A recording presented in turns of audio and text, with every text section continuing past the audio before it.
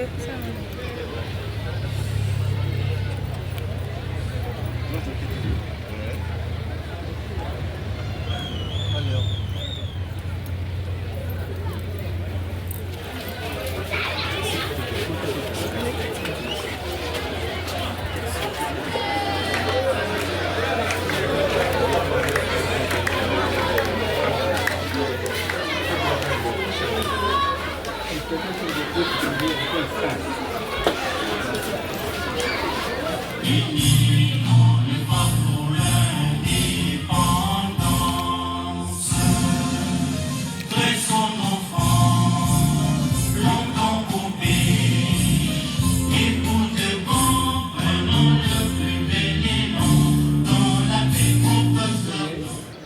1974, sur décision du bureau politique du APR, et inauguré en septembre 1975 par le feu président fondateur Maréchal Mobutu. Implanté alors dans une zone périphérique, aujourd'hui milieu semi-rural, le but était de permettre aux enfants défavorisés d'acquérir un enseignement et une formation. Les enfants, les élèves, c'est tout ce que le pays a de plus précieux. En d'autres termes, on dit que la jeunesse, c'est l'avenir de toute une nation. On n'a pas à faire des démonstrations à ce sujet. C'est une évidence. Car les enfants, aujourd'hui, devant nous, devaient nous rappeler ce que nous étions il y a quelques années. Il n'y a pas un président de la République, un premier ministre, un ministre, un général, un directeur général, un préfet des études, un directeur d'école, un enseignant qui n'ait pas été enfant ou élève. Cela veut dire que ici nous sommes devenus ce que nous sommes aujourd'hui, c'est parce que nous sommes passés par le rang de l'école. C'est parce que nous avons été devant un enseignant sans lequel aucun avenir pour n'importe quel jeune ne serait possible. C'est cette vérité que l'on avait semblé oublier. Par conséquent, l'école, incubateur de cadre pour le pays, était devenu le moindre des soucis pour beaucoup d'entre eux. Son Excellence, Monsieur le Président de la République, chef de l'État et commandant suprême des forces armées de la République démocratique du Congo, de la police nationale congolaise et du service national, conscient de cette réalité, a décidé de redonner à l'école sa place de choix dans la société congolaise.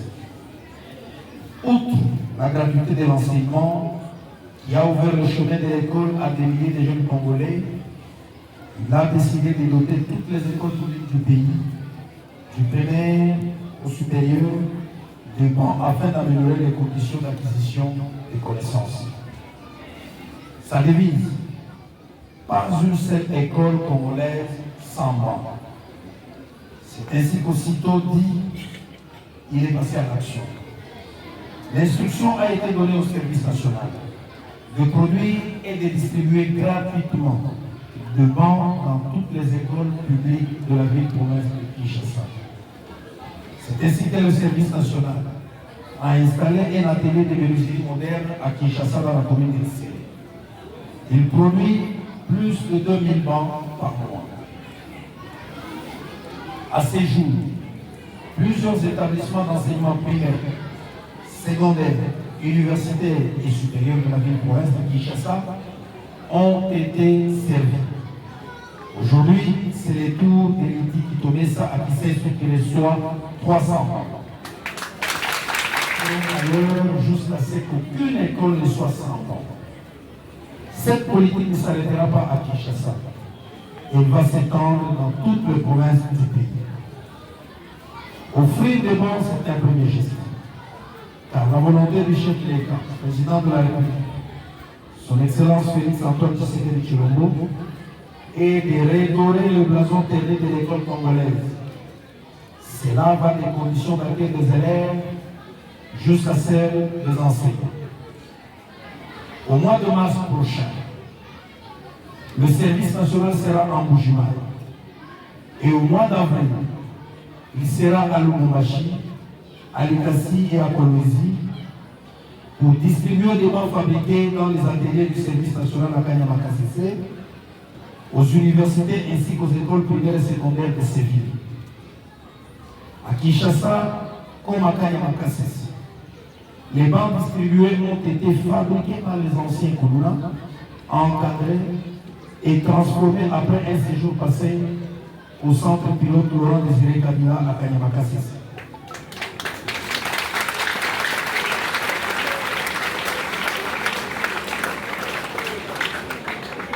C'est dans ce centre qu'ils ont été formés à l'éducation civique, patriotique et ainsi qu'à l'apprentissage de métier. C'est ce que nous appelons au service national la magie de la formation et de la transformation.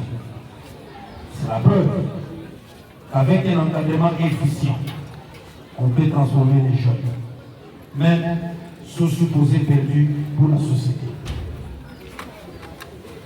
Les gestes que nous venons de poser aujourd'hui, vous avez compris, n'est pas les deux réunis. Demain, toujours sous l'instruction du chef de l'État et commandant suprême, nous nous retrouverons pour d'autres gestes capables de contribuer à l'amélioration des conditions aussi bien des élèves que des enseignants. Je vous remercie. Les loyautés de la RDC, d'aimer et de respecter mes compatriotes, de protéger le bien commun et de promouvoir l'unité ainsi que la fraternité nationale. Je vous remercie.